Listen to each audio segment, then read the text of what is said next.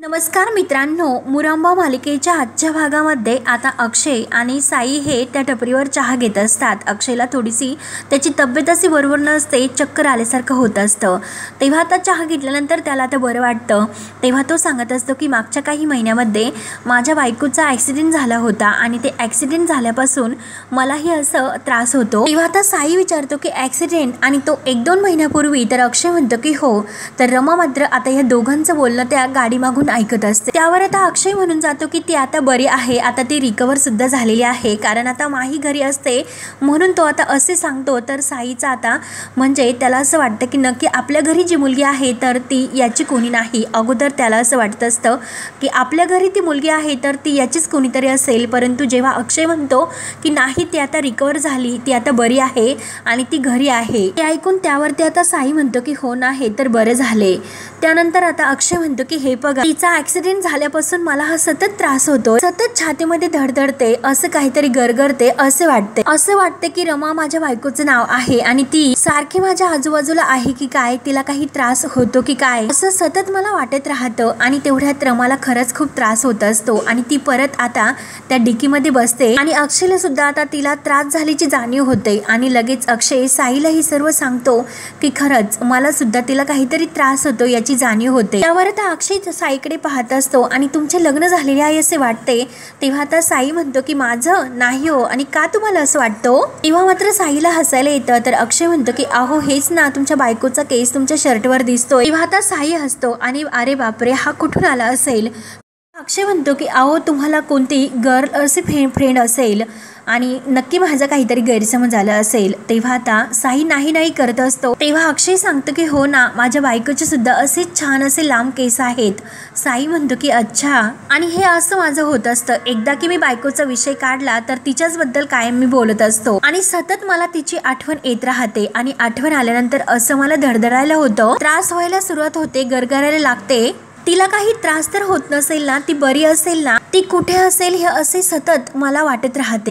हेच बघा नाही, आत्ता सुद्धा मला असा त्रास झाला आणि तिच्याबद्दल बोलताना मला असं गैरवरून येतं, कारण रमा ही त्याच्या मागेच असते म्हणून अक्षयला आता सारखा तो त्रास होत असतो. परंतु आता रमाला मात्र अक्षयचा चेहरा काही दिसत नाही, कारण त्याचे तोंड आता इकडे असते आणि तो साईला ही सर्व सांगत असतो. तेव्हा आता अक्षय म्हणतो की मला तर असे वाटते की रमा आत्ताच कुठेतरी माझ्या आजूबाजूला आहे म्हणून. ते ऐकून आता साई म्हणतात की खरंच तुमचं तुमच्या बायकोवर किती प्रेम आहे हो, खरंच ती बायको तुमची खूप लकी आहे बरं का. परंतु मला मात्र आता एक गोष्ट वाटते, म्हणजे आपल्याला एखादी व्यक्ती आवडते आणि आपलं कुणावरती तरी प्रेम आहे हे आपल्याला कसं कळतं बरं? म्हणजे प्रेमाचा नक्की अर्थ काय आहे बरं? त्यावरती आता अक्षय म्हणतो की प्रेमाचा अर्थ म्हणजे हे बघा, आपल्याला काही असा त्रास झाला तरी चालेल, परंतु आपल्या जोडीदाराला मात्र काही होता कामा नाही, असं जेव्हा आपल्याला वाटतं तेव्हा ते असतं प्रेम. त्यामुळे चला आता मला आता बरं वाटते आणि तुम्ही सुद्धा आता निघा, कारण मी आता ट्रॅफिक लागेल, त्यामुळे मला जरा वेळ लागेल. तेव्हा आता अक्षय त्यांना धन्यवाद बोलतो. तर साई म्हणतो की अहो धन्यवाद कशाला म्हणतात? तेव्हा आता अक्षय म्हणतो की आणि साई म्हणतो. तर अक्षय त्यांना सांगतो की मगाशी तुमच्या गाडीची ती डिक्की आहे ती लॉक करायची राहिलेली आहे. तर आता साई म्हणतो की हो करतो. आणि तेव्हा दोघेही एकमेकांना बाय करून निघतात आणि तेव्हा साई गाडीजवळ येतो, परंतु भाऊंनी मला डिक्की चेक करायची सांगितलेली आहे लॉक करायला, आणि तेव्हा त्याला त्याची आठवण होते आणि परत तो आता तेथे डिक्कीजवळ येतो. तेव्हा अक्षय हा इकडे तिकडे पाहतो आणि त्याला रमा परत जवळ आहे असं त्रास होतो, म्हणजे त्याला जाणवते आणि परत तो आता स्वतःला सावरत गाडीमध्ये बसतो. तेव्हा आता इकडे साई डिक्की उघडतो आणि रमाला पाहतो आणि मॅडम असे धक्क्याने जोरात ओरडतो. तेव्हा रमा घाबरते. तर आता साई म्हणतो की अहो मॅडम तुम्ही आतमध्ये काय करतात आणि बाहेर या बरं, म्हणूनच डिक्की बंद होत नसेल आणि काय तुम्ही, म्हणून तो आता साई रमाच्या हाताला धरतो आणि तिला खाली घेतो. परंतु आता रमा जेव्हा खाली येते तेव्हा मात्र आता नील तेथून जात असतो आणि नील मात्र आता रमाला पाहतो आणि त्याला असं वाटतं की नक्की ही माही आहे आणि ही या मुलाबरोबर काय करत असेल, हा मुलगा नक्की कोण असेल, म्हणून आता नीलचा गैरसमज होतो. त्याला मात्र आता माही ऐवजी ही रमाच दिसते आणि तो रमालाच माही म्हणतो. नील एका झाडामागून पाहतो की ही इकडे काय करत असेल आणि हा पोरगा नेमका कोण असेल, म्हणून तो आता सारखं त्यांच्याकडे पाहत असतो. हा तर अक्षय वाटत नाही, नक्की कोण असेल, हा मी आता लगेच माहीला फोन करतो, म्हणून तो आता आपला संशय करण्यासाठी लगेच माहीच्या फोनवर फोन करतो. माही मात्र आता रूममध्ये असते आणि ती कॉफी कॉफी पिता पिता नीलचा फोन घेते आणि नील असं म्हणते, तेव्हा नील तर थोडासा आश्चर्यचकित होतो. तो हॅलो बोलतो. माही म्हणते की मी तुला किती वेळी सांगितलं नील, तू असा फोन करत जाऊ नको. तेव्हा नील परत विचारतो की हॅलो कोण बोलतं. तर आता माही म्हणते की मी बोलते माही. तेव्हा आता नील तर धक्क्याने पाहतच असतो.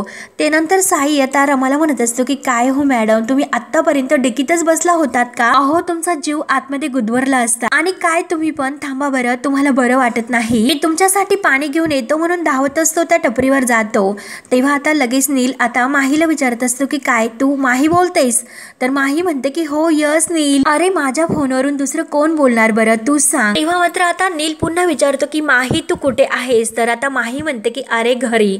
तर आता घरी म्हणल्यानंतर आता नील मात्र आणखीनच धक्का बसतो. तेव्हा आता नील पुन्हा विचारतो की माही तू कुणाच्या घरी आहे, नक्की तू कुठे आहे ते सांग बरं, मला नक्की खरं काय आहे ते. तेव्हा आता माही म्हणते की अरे मुकदमांच्या घरी म्हणजे अक्षयच्या घरी. तेव्हा आता म्हणजे माझ्या घरी. तेव्हा आता लगेच नील म्हणतो की म्हणजे अच्छा तुला ते घर आता तुझं वाटायला लागलं तर. तेव्हा आता माही म्हणते की स्टॉप इट यार, अरे तू काय इतकं चिडचिड करतो, आपण ठरवलेलं आहे ना की आपल्याकडून चूक झाली म्हणून त्यांना हेल्प करायची आहे म्हणून. तेव्हा आता नील लगेच म्हणतो की माही बाय, मी तुला नंतर कॉल करतो. तर लगेच आता नील हा लगेच फोन ठेवून देतो आणि लगेच तो तिकडे धाव घेतो. तर तेवढ्यात साई पाणी घेऊन येतो आणि तो रमाला प्यायला देतो. मॅडम काय तुम्ही दगदग करता हो, एकतर तुमची तब्येत सुद्धा बरोबर नाही, कशाला इतकी दगदग करतात बरं. आणि तेवढ्यात मात्र आता साईच्या माईचा कॉल येतो. म्हणजे आता साईच्या लक्षात येते की नक्की माई कॉल का करत असेल, म्हणून तो लगेच फोन घेतो आणि माई बोल असे म्हणतो. त्यावरती आता माई खूप असे घाबरलेले असते आणि साईला म्हणते की अरे ती निघून गेली, मी तिला सगळीकडे शोधले परंतु ती सापडतच नाही. तेव्हा आता साई म्हणतो की माई अगं तू काही काळजी करू नको, ती माझ्या सोबत आहे. ते ऐकून मात्र आता माही म्हणते की काय बोलतोस आणि तुझ्या सोबत कशी काय ती. तेव्हा आता लगेच साई म्हणतो की हे बघ माई, मी तुला सगळं काही सांगतो, मी आलो का तुला सर्व काही सांगतो. आणि तो फोन ठेवतो आणि रमाला म्हणतो की चला आतमध्ये या आणि बसा आता. तेव्हा आता रमा ही गाडीमध्ये बसते. तेव्हा आता नील विचार करतो की नक्की काय करू, मी आत्ताच जाऊन बोलू का, परंतु नको, जर आत्ता मी बोलायला गेलो तर उगाच मी फसेल, परंतु आता मात्र हे आपल्या हातातून निष्ठायला नको. मग मी काय करू असा विचार करत असताना त्याच्या डोक्यात एक प्लॅन येतो. गाडीच्या नंबरचे मी काही नंबर प्लेट आहे तिचे फोटो काढून ठेवतो, म्हणून आपल्या मोबाईल मध्ये तो फोटो काढून घेतो. गाडी नंबर मला ट्रेस करता येईल आणि हिच्यापर्यंत मला पोहोचता येईल. तेव्हा आता तो फोटो काढतो तर गाडी तेथून निघून जाते. तेव्हा आता नील म्हणतो की माझ्याशी फोनवर मगाशी माही बोलत होती, मग ही मुलगी नक्की रमा आहे. आणि खरंच काय यार सेम दिसतात दोघी पण. Me too. आणि आता मात्र मला कळते की त्या मुकादमांनी माझ्या माहीला तेथे का डांबून ठेवले ते. आणि वर हसून देवाला हात जोडतो की बडे भाई क्या खेल खेल रहे तुम हमारे साथ, परंतु जो भी खेल रहे फॉर इंटरेस्टिंग खेल रहे है. आणि या खेळामध्ये जर नील तुला तुझा फायदा नाही करून घेता आला तर मग काय फायदा. त्यानंतर मात्र आता इकडे देविका ही शंकरला व्हिटॅमिन वॉटर पाणी मागत असते आणि तेवढ्यात मात्र आता नीलचा कॉल देविकाला येतो. तेव्हा आता देविका फोन घेते आणि यस असं म्हणजे म्हणून नील बोल असं म्हणते. तेव्हा आता लगेच नील म्हणतो की देविका मॅम, बरेच दिवस झाले आपलं काही बोलणं झालेले नाही, म्हणून म्हणलं की तुम्हाला काही आठवण वगैरे आहे की नाही. आहे ना तुम्हाला माझी आठवण. तेव्हा आता देविका ही वैतागते आणि मी फोन ठेवते. तर आता नील म्हणतो की हे बघ देविका, फोन ठेवण्याची चूक मात्र करू नकोस. नाही माझ्याकडे साठी एक चांगली बातमी आहे. तेव्हा आता देविका विचारते की काय. तर आता नील म्हणतो की हे बघ, त्याचा जर मला सुद्धा फायदा होत असेल तर मग तुझ्यासाठी ती चांगलीच एक बातमी आहे, ही लक्षात घे. तेव्हा आता तुझ्यासाठी गुड न्यूज ठरेल असं म्हटल्यानंतर देविका विचार करते आणि लगेच फोन कट करते. त्यानंतर इकडे माही ही आपल्या रूम मध्ये असते, जरा टेन्शन मध्ये दिसते आणि तेवढ्यात येते सीमा येते. सीमा म्हणते की काय ग. तर आता माही म्हणते की क्यूट आंटी हे सर्व काय सुरू आहे. सीमा विचारते की काय ग. तर आता माही म्हणते मी रोज या घरामध्ये राहते आणि येथे या घरामध्ये पूर्ण वेळ मी येथे देते या घराला, मग एक दिवस तरी मला ऑफ मिळायला नको का. तेव्हा आता सीमा म्हणते की काय ऑफ, आणि तू काही नोकरी करतेस का. तेव्हा आता माही म्हणते की हो ना क्यूटी आंटी, अगं तू तर अशीच म्हणणार, तुझ्यासाठी नसेल करत मी ही नोकरी, पण माझ्यासाठी मी नोकरीच करते ना, कारण पूर्ण वेळ येथेच असते, मग मी तुमची खरंच नोकरीच करते. आणि खरंच मी येथे खूप अशी कंटाळते, सतत ही साडी कॅरी करा, 2 वेण्या हे कॅरी करा, याचा विचार करा त्याचा विचार करा, किती असं स्ट्रेसफुल आहे हे. तेव्हा आता सीमा म्हणते की बरं पण नेमकं तुला काय म्हणायचं आहे सांग बरं. तेव्हा आता माही म्हणते की मला एक दिवस तरी बाहेर जाण्याची परमिशन द्या ना प्लीज. तेव्हा आता सीमा डोक्याला हात लावते आणि हत्येच्या म्हणजे इतकंच, अरे एवढंच तुला लागते, अगं मग जा ना तू बाहेर, मी कुठे तुला जायला नाही म्हणते, पण ते फक्त एका अटीवर. तर माही खुशून म्हणते की हो हो सांगा ना, अट सांगा की नक्की काय आहे तुमची अट. तेव्हा सीमा म्हणते की हे बघ, एकटी तू बाहेर जाऊ नकोस, नैनाला जाताना सोबत घेऊन जा. तेव्हा माही म्हणते की हो हो करेन मी मॅनेज, मी तिला जाईन माझ्या सोबत घेऊन. त्यावरती आता सीमा जा म्हटल्यानंतर आता माही म्हणते की हे बघ क्यूट आंटी, मला बॉयफ्रेंड आहे, मग त्यासाठी मला वेळ तर द्यावाच लागेल, मला त्याला भेटायला जावेच लागेल, नाहीतर तो काय करेल हे माहितीच आहे ना. त्यावरती आता सीमा म्हणते की बरं बरं ठीक आहे, तुम्हाला सांगितले ते मला सर्व कळले, फक्त जाताना तू नैनाला सोबत घेऊन जा. उद्या अक्षयची एक मीटिंग आहे तेव्हा तो बाहेर जाईल, त्यामुळे तू सुद्धा उद्याच जा, ठीक आहे. तेव्हा आता माही इतकी खुश होते आणि थँक्यू असं सीमाचा अगदी गाल धरत ओढते आणि म्हणते की खरंच थँक्यू. तेव्हा आता सीमा म्हणते की अगं केवढे ना ओरडतेस आणि केवढे ना गाल ओढतेस, अगं मला त्रास होतो. त्यानंतर मात्र आता साई इकडे रमाला घेऊन तिथून गाडीतून एका ठिकाणी येऊन थांबतो आणि तो रमाला म्हणतो की हे बघा मॅडम, तुम्ही असं करत जाऊ नका, खरंच मला किती त्रास होतो बरं. आणि काय हो तुम्हाला काय झाले, तुम्ही का बरं असे आलात, नक्की काय होतं तुम्हाला भूक लागली का. तेव्हा आता रमा फक्त नाही म्हणत असते. तेव्हा आता साई वैतागून म्हणतो की तुम्हाला काय गरज होती बरं असं डिक्कीमधून यायची, तुमचा जीव गुदमरला असता, तुम्हाला जर काही झाले असते तर काय केलं असतं बरं. तेव्हा आता रमा म्हणते की मला इकडे यायचं होतं कारण तुमच्या तोंडातून मी पुणे हे नाव ऐकलं, तेव्हा मला असं काहीतरी वाटलं की नक्की या शहराबरोबर माझा काहीतरी संबंध आहे, म्हणून मी या शहराला ओळखते आणि खरंच मला असं वाटलं की इकडे येऊन मला माझा भूतकाळ कळेल आणि ह्या शहराला नक्की काहीतरी माझी ओळख आहे आणि माझा काहीतरी भूतकाळ असेल, म्हणून मी तुमच्या सोबत आले. त्यावरती आता ते ऐकून साई म्हणतो की अहो जर तुम्ही मला म्हटल्या असत्या तर मी तुम्हाला सोबत घेऊन आलो असतो, मी तुम्हाला सोबत तर आणलं असतं, कशाला असे वागायचे तुम्ही. आणि आता मी तुमच्यासाठी काहीतरी खायला घेऊन येतो, त्यामुळे तुम्ही गपचूप माझं ऐकायचं आणि शांत येथे गाडीतच बसून राहायचं, तोपर्यंत मी येत नाही तोपर्यंत गुपचूप येथे बसून राहायचं, मी खायला घेऊन येतो. म्हणून आता साई गाडीच्या खाली उतरतो. तेव्हा मात्र आता रमा म्हणते की हे बघा मला काही खायला नको, मला भूक नाही, मी इकडे फक्त याच्यासाठी आले होते, मला असं वाटलं होतं की मला इकडे आल्यानंतर येथे अक्षय भेटेल आणि मला सर्व काही कळेल, मला अक्षयला शोधण्यासाठी इकडे आले, मला वाटलं अक्षय इकडे नक्की असेल. तेव्हा आता लगेच साई म्हणतो की अहो मॅडम, अहो येथे अक्षय नावाचे 100 व्यक्ती असतील आणि तुम्ही कुणाला हाक देतान आणि अक्षय तुमच्या जवळ येईल म्हणून. आणि हे बघा मी तुमच्यावर रागवलं, मला माफ करा, मला काही हक्क नाही तुमच्यावर रागवण्याचा. आणि आता साई रमाला सॉरी म्हणतो. तर रमा विचारते की का हो, आणि तुम्हीच म्हणालात ना तुमचं आणि माझं लग्न ठरलं होतं. तेव्हा आता साई म्हणतो की अहो पण झाले नाही ना लग्न, तुम्हाला काही आठवत नाही ना, त्यामुळे चला ना अहो प्लीज काहीतरी खाऊन घ्या, मी सुद्धा कालपासून काही खाल्लेलं नाही, प्लीज तुम्ही काहीतरी खाऊन घ्या प्लीज, अहो मला सुद्धा खूप अशी भूक लागलेली आहे आणि तुमच्यामुळे दुसरं कोणीतरी उपाशी राहावं असं तुम्हाला वाटतं का. बरं ठीक आहे काही हरकत नाही, तुम्ही खाणार नसाल तर मी सुद्धा काहीच खाणार नाही, ठीक आहे. असे बोलून आता साई परत गाडीत बसतो आणि परत सीट बेल्ट लावत म्हणतो की खरं तर मला भूक सुद्धा सहन होत नाही आणि तुम्हाला आहे का माझी काळजी, काय करणार. आणि आता पाणी पितो आणि माझी भूक मिटवतो म्हणून तो बॉटल घेतो आणि पाणी पितो. तरी सुद्धा आता रमा शांत असते, रमा काही उत्तर देत नाही. तेव्हा मात्र आता तर रमा लगेच काही न बोलता गाडीच्या खाली उतरते. तर आता साई सुद्धा उतरतो आणि रमाला धरून तो या मॅडम, अहो खूप दिवस झालं खूप घरात येत नाही, त्यामुळे कचरा तर खूप जास्त होतो, आपलंच घर आहे या असं तो रमाला म्हणतो. रमा आतमध्ये येते आणि आता मी लोन करून हप्त्यावर घेतलेला आहे, पुण्यात जेव्हा येतो ना मी तेव्हा इकडेच राहतो, म्हणून तो आता आपलं रमाला घर दाखवतो. हे बघा मॅडम तुम्ही तोपर्यंत आराम करा, मला एका मित्राला भेटायला जायचे आहे, तोपर्यंत आराम करा, मी येतो, आपलंच घर आहे असं समजा. आणि हे दूध, चहापत्ती, साखर वगैरे सर्व काही येथे ठेवलेलं आहे, तुम्हाला चहा बनवायचा असेल तर तुम्ही बनवून घ्या आणि येताने मी काहीतरी जेवायला आणतो, तोपर्यंत येथे बिस्किट सुद्धा ठेवलेला आहे, खाऊन घ्या. परंतु हे सर्व करा मॅडम, पण त्या अगोदर मी तुम्हाला एक रिक्वेस्ट करतो, पळून जाण्याचं काही तुम्ही मनामध्ये आणू नका.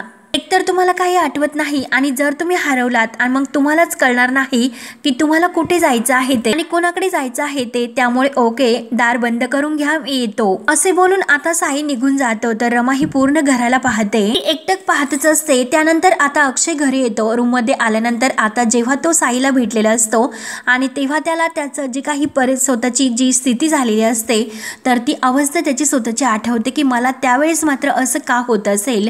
रमा सारखी माझ्या जवळ आहे असं मला का वाटत असेल, या सर्व गोष्टीचा तो सारखा तोच विचार करत असतो। साई बरोबर बोलल्याचे सर्व काही आठवण त्याला होते की मला असा त्रास का होत होता, आणि तेव्हा तो म्हटलेला असतो की मला असं सतत होतं की माझी रमा नक्की माझ्या जवळ आहे आणि ती जवळ असल्यानंतर मला असं सतत गरगरतंय, असं धडधडतंय की माझ्या आजूबाजूला आहे असे मला वाटते। नक्की मला काय होत असेल, आणि सकाळी मला जे काही फील झाले आणि जेव्हा तेव्हा त्यावेळेस मला फील झालं होतं, मग घरी माझ्या जवळ रमा असते तरी सुद्धा मला ते काय इतकं फील होत नसेल, नक्की काय होत असेल, या सर्वाचा तो विचार करत असतो की नक्की ते सकाळी घडलेले काय होते, या सर्वाचा तो विचार करत असतो। आणि तेवढ्यात माही त्याच्यासाठी कॉफी घेऊन येते आणि तुमची फ्रेंच इस्त्रीची कॉफी घेऊन येते असं म्हणते।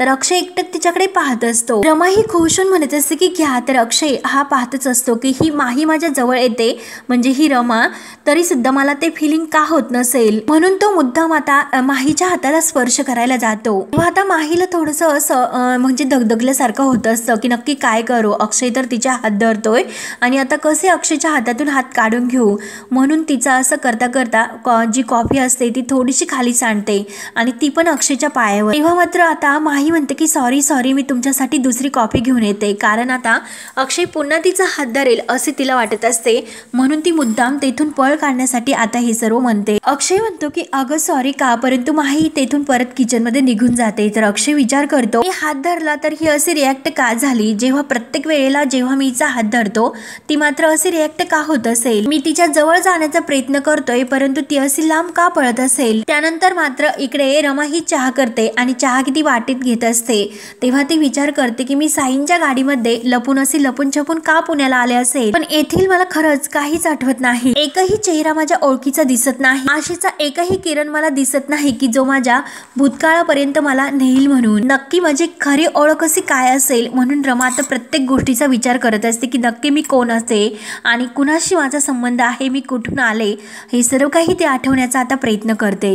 जेव्हा ती चहा घ्यायला लागते तेव्हा वाऱ्याची एक झुळूक अगदी खिडकीतून आत येते आणि समोर जो पेपर ठेवलेला आहे तो पेपर तिच्याजवळ उडून येतो। तेव्हा ती चहा घेता घेता ती वाटी चहाची खाली ठेवते आणि जे उडालेले कागद आहे ते उचलते, परंतु अक्षयने मात्र रमा सापडण्यासाठी जे काही पोस्टर आहे तर ते मागे तयार केलेले आहे, तर ते पोस्टरचा कागद मात्र आता त्या घरामध्ये असतो आणि तो कागद पुन्हा रमाच्या हातातून उडतो, त्यावरती आता रमाचा फोटो सुद्धा असतो। तेव्हा तो कागद उडून बाहेर जात असतो आणि रमा ही त्याच्याकडे पाहत असते। तर आता अक्षय सुद्धा इकडे आपल्या रमाबद्दलच विचार करत असतो की ही माई नक्की कोण आहे आणि ती मला जवळ काय येऊन येत नसेल, आणि जेव्हा मी तिकडे त्या गाडीजवळ गेलो तेव्हा रमा जवळ असल्याचं फिलिंग्स मला का होत असेल, तेव्हा तो सुद्धा विचारत पडतो। आणि इकडे आता माही म्हणजे रमा सुद्धा आपल्या अस्तित्वापर्यंत येऊन पोहोचलेली असते, नक्की त्या पोस्टरपर्यंत। तेव्हा आता आपली ही रमा तो फोटो पाहिल का आणि तिला स्वतःची ओळख आठवेल का, हे मात्र आता पाहणे खूप असं रंजक ठरणार आहे। तेव्हा आता रमा आणि अक्षय यांची गाठभेट केव्हा होते, केव्हा ते एकमेकांच्या समोर येतात, तर आता हे काय होईल तर हा भाग येथे संपतो। तर पुढील भागामध्ये येथे आता रमा असते तर तेथे काही गुंड येतात आणि तिला त्रास देत असतात, तिची ओढणी ओढतात।